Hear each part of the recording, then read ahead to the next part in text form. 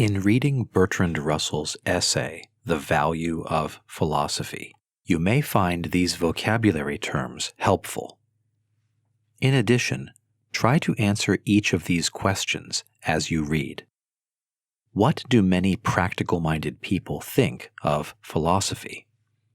What does Russell say in criticism of this view of philosophy? What are the aims of philosophy according to Russell, and has it been successful in attaining these ends? Where does Russell think the value of philosophy should be sought? What does Russell think of the view that man is the measure of all things? What effect can philosophy have on the instinctive person? What are the benefits of philosophical contemplation?